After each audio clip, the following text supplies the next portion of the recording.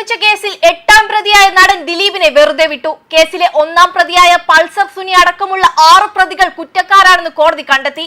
Ernakulam principal sessions കോടതിയാണ് ദിലീപിനെ വെറുതെ വിട്ടുകൊണ്ടുള്ള വിധി പ്രസ്താവിച്ചത്. കൃത്യത്തിൽ നേരിട്ട് പങ്കെടുത്ത പൾസർ സുനി അടക്കം 6 പ്രതികൾക്കെതിരെ കൂട്ടബലാത്സംഗം, തട്ടിക്കൊണ്ടുപോകൽ, ഗൂഢാലോചന എന്നീ കുറ്റങ്ങളാണ് പ്രധാനമായും ചുമത്തിയിരിക്കുന്നത്. ഇവയെല്ലാം തെളിഞ്ഞു. കൃത്യത്തിൽ നേരിട്ട് പങ്കെടുത്തില്ലെങ്കിലും സംഭവത്തിന്റെ മുഖ്യ സൂത്രധാരകൻ എന്ന് പ്രോസിക്യൂഷൻ ആരോപിക്കുന്ന 8ാം പ്രതിയായ ദിലീപിനെതിരെയും ബലാത്സംഗം കുറ്റം ചുമത്തിയിരുന്നു. എറണാകുളം പ്രിൻസിപ്പൽ സെഷൻ കോടതി ജഡ്ജി ഹണി എം വർഗീസാണ് 6 വർഷം നീണ്ട വിചാരണ പൂർത്തിയാക്കി കേസിൽ വിധി പറഞ്ഞത്. കൃത്യത്തിൽ നേരിട്ട് പങ്കെടുത്ത 6 പ്രതികളടക്കം 10 പേരാണ് വിചാരണ നേരിട്ടത്. ആക്രമിക്കപ്പെട്ട നടിയോടുള്ള വ്യക്തിവിരോധത്തെ തുടർന്ന് ബലാത്സംഗത്തിന് കൊട്ടേഷൻ കൊടുത്തുവെന്നാണ് ദിലീപിനെതിരായ കേസ്. എന്നാൽ തന്നെ കേസിൽ പെടുത്തുകയാണെന്നും പ്രോസിക്യൂഷൻ കെട്ടിച്ചമച്ച തെളിവുകളാണ് കോടതിയിൽ എത്തിയതെന്നുമായിരുന്നു ദിലീപിന്റെ വാദം. രാജ്യം ഉറ്റുനോക്കിയ നടിയെ ആക്രമിച്ച കേസിലാണിപ്പോൾ അന്തിമ വിധി വന്നിരിക്കുന്നത്. കേസിലെ വിചാരണയ്ക്കിടെ 28 സാക്ഷികളാണ് കേസിൽ കൂറുമാറിയത്. 2017 ഫെബ്രുവരിയിലാണ് കൊച്ചിയിൽ വെച്ച് ഓടിക്കൊണ്ടിരിക്കുന്ന വാഹനത്തിൽ നടി ക്രൂരമായി ആക്രമിക്കപ്പെടുന്നത്. കേസിൽ നേരത്തെ ജയിലിലായിരുന്ന ദിലീപും പൾസർ സുനി അടക്കമുള്ള പ്രതികൾ ജാമ്യത്തിൽ പുറത്തിറങ്ങുകയായിരുന്നു. 2017 ജൂലൈ 10-നാണ് കേസിൽ നടൻ ദിലീപ് പിടിയിലാകുന്നത്. 2017 ഒക്ടോബറിൽ 85 ദിവസത്തിന് ശേഷമാണ് ദിലീപിന് ജാമ്യം ലഭിക്കുന്നത്. 2017 ഫെബ്രുവരി അറസ്റ്റിലായ 1ാം പ്രതി പൾസർ സുനി കഴിഞ്ഞ വർഷം സെപ്റ്റംബറിലാണ് സുപ്രീം കോടതിയിൽ നിന്നും ജാമ്യം ലഭിച്ച് പുറത്തിറങ്ങുന്നത്. 2019-ലാണ് കേസിലെ വിചാരണ നടപടികൾ ആരംഭിക്കുന്നത്. 261 സാക്ഷികളെയാണ് വിസ്തരിച്ചത്. 1700 രേഖകളാണ് കോടതി പരിഗണിച്ചത്. കേസിലെ 3 പ്രതികളെ മാപ്പുസാക്ഷികളാക്കി. പോലീസ് ഉദ്യോഗസ്ഥനായ അനീഷ്, വിപിൻ, ലാൽ, വിഷ്ണു എന്നിവരെയാണ് മാപ്പുസാക്ഷികളാക്കിയത്. കേസിലെ 2 പ്രതികളാണ് അഭിഭാഷകൻ രാജു ജോസഫ്, അഭിഭാഷകൻ പ്രതീഷ് ചാക്കോ എന്നിവരെ ജില്ലാ കോടതി വിട്ടയച്ചിരുന്നു. 2012 മുതൽ തന്നെ നടൻ ദിലീപിന് തന്നോട് വിരോധമുണ്ടായിരുന്നെന്നാണ് ആക്രമിക്കപ്പെട്ട നടി തന്നെ വിചാരണയ്ക്കിടെ കോടതിയെ അറിയിച്ചത്.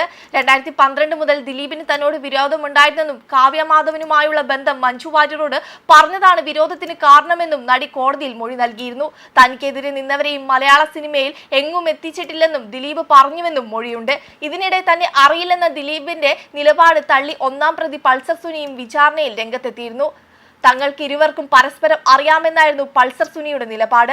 നടിയെ ബലാത്സംഗം ചെയ്ത ദൃശ്യങ്ങൾ പകർത്താൻ പൾസർ സുനിയും സംഘവും മുമ്പും ശ്രമിച്ചിരുന്നതായി പ്രോസിക്യൂഷൻ കോടതിയെ അറിയിച്ചിരുന്നു. 2017 ജനുവരി 3-ന് ഗോവയിൽ വെച്ച് കൃത്യം നടത്താനായിരുന്നു ആലോചന.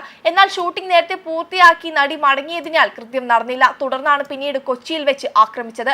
കേരളം ഒന്നടങ്കം നടക്കിയ വാർത്തയായിരുന്നു 2017 ഫെബ്രുവരി 17-ന് കൊച്ചിയിൽ നഗരമധ്യത്തിൽ നടി ആക്രമിക്കപ്പെട്ടത്.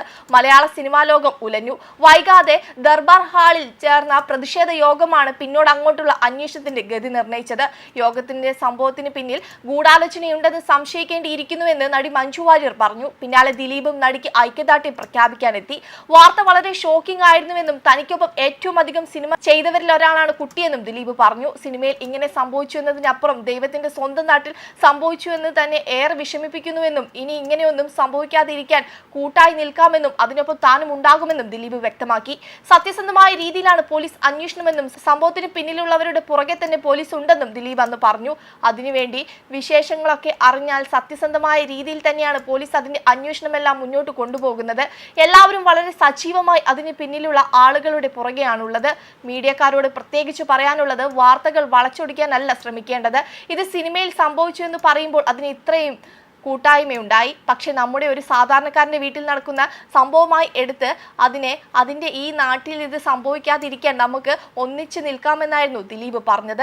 സിനിമ തോറ്റുപോകുന്ന ട്വിസ്റ്റുകളാണ് പിന്നീട് അങ്ങോട്ട് കേരളം കണ്ടത്.